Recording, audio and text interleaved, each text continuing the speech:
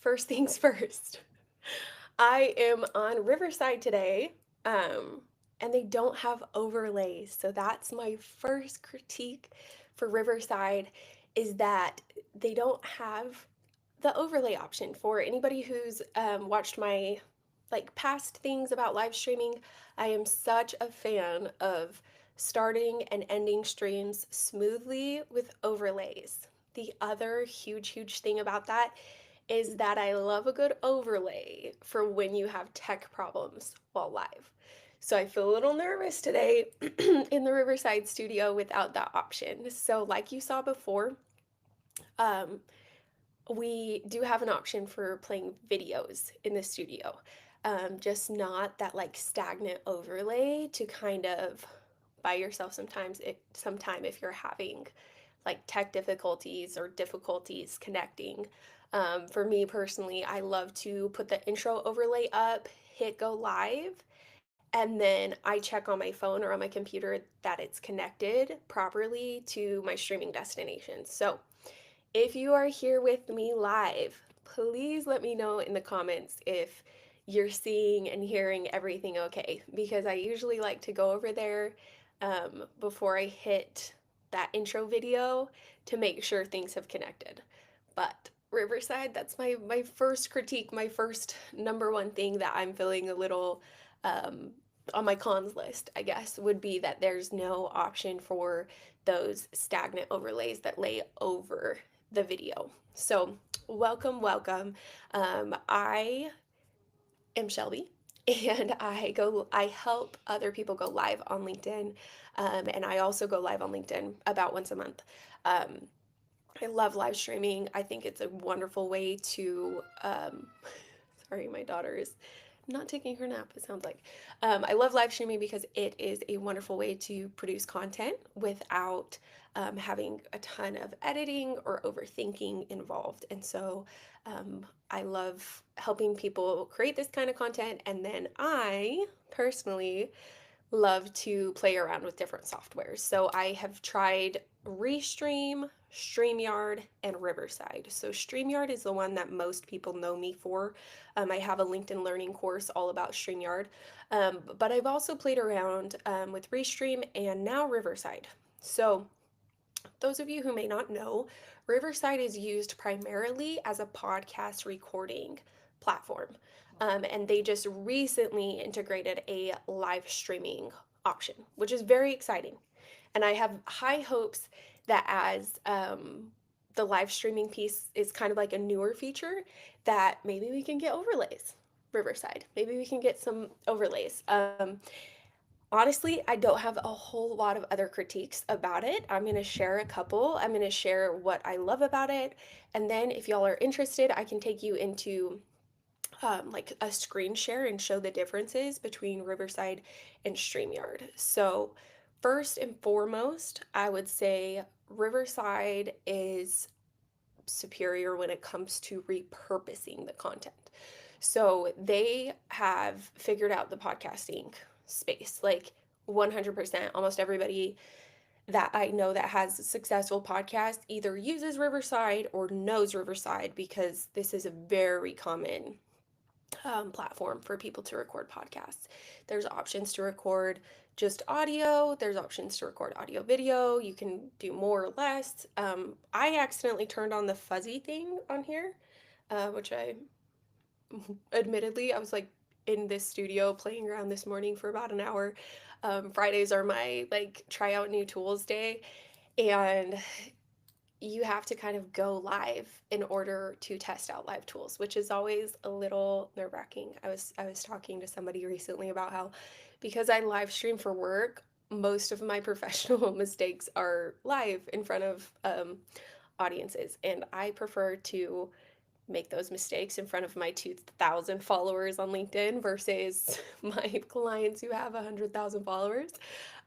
So I'm always kind of playing around and testing out things, and I appreciate y'all for being here and for being okay with that. But so first and foremost, con list, I have no overlays. Pro list, They have figured out there's echo cancellation, there's AI voice, there's different backgrounds. This one, like I was saying earlier, I like StreamYard also has backgrounds, but I feel like Riverside has more options that way.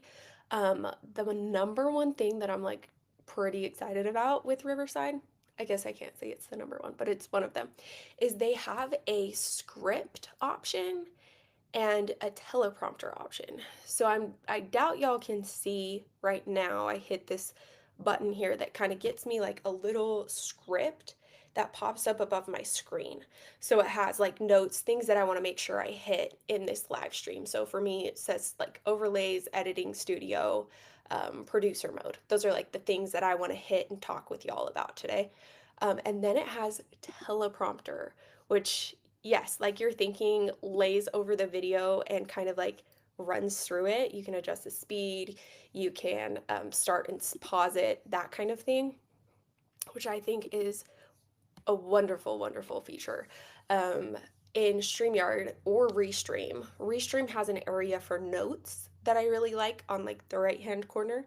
And StreamYard, whenever I am going live, I will just put it in like the private chat area so that I have like some notes of things that I want to hit handy, or like other people will have different screens. But I like that Riverside has it actually built into the software so that you can make sure you're hitting your points as you're going through without it like, you know, being super obvious that you're like looking away. Okay, so we got con overlays, we got pro, telescript or script and teleprompter. That's major pro for me. The biggest reason that I've struggled switching from StreamYard to Restream is because Restream does not have the repurposing tools that I need and my team needs in order to be successful. So I was excited about Restream.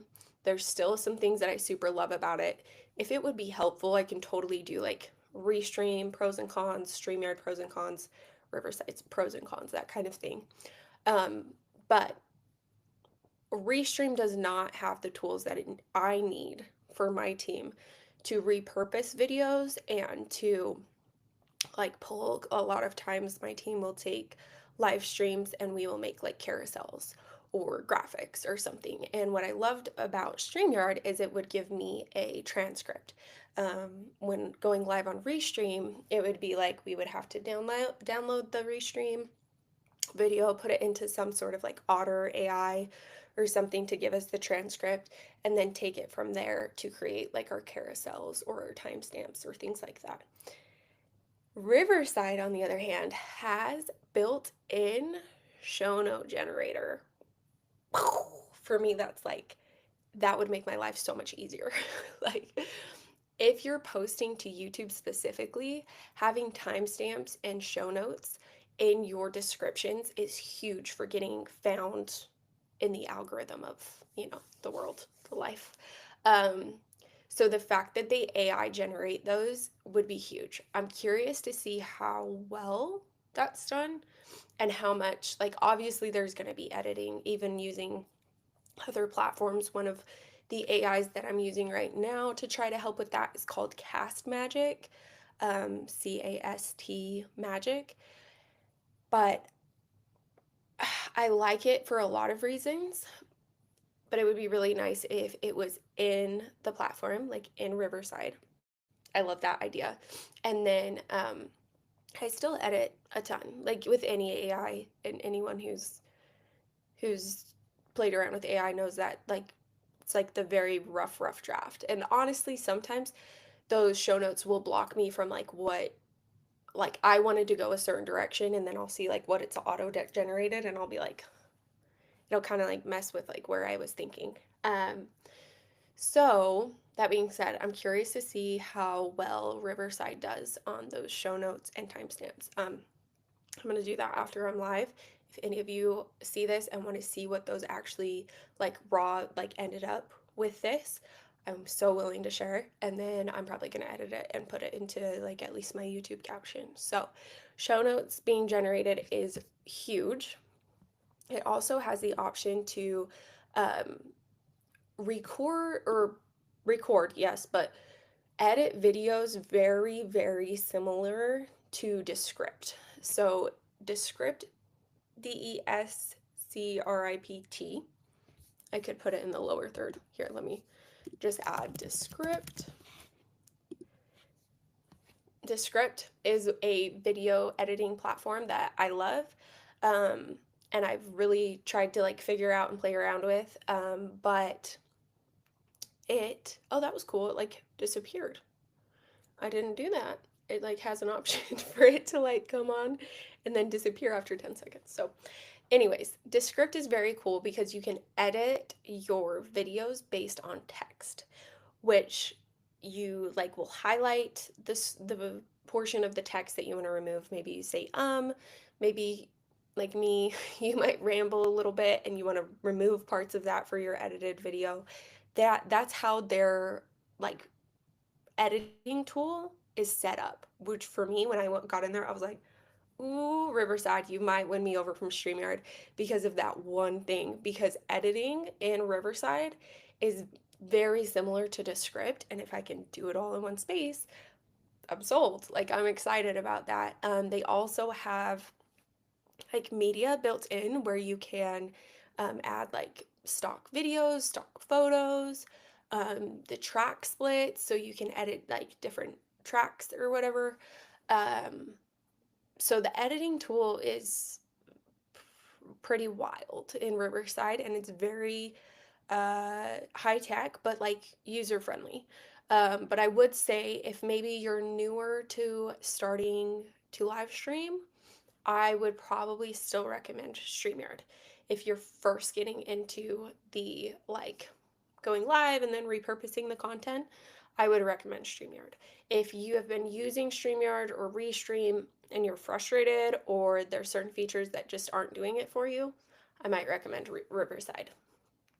I would recommend Riverside 100% if they had overlays, but that's like my one thing that's kind of holding me from being, for me, switching 100% to Riverside. So, the other thing that I didn't love is that I had to, I think I'm not on the lowest tier, I'm on the middle tier because I think it's about $40 a month for Riverside. Because if I was on the other, I wouldn't be able to start my intro the way that I wanted to. So, let me just show you what it would look like if I was on the not middle tier, but on the lower tier. I can't remember what they call it. Standard, maybe. It would look something like this when I was trying to start the stream.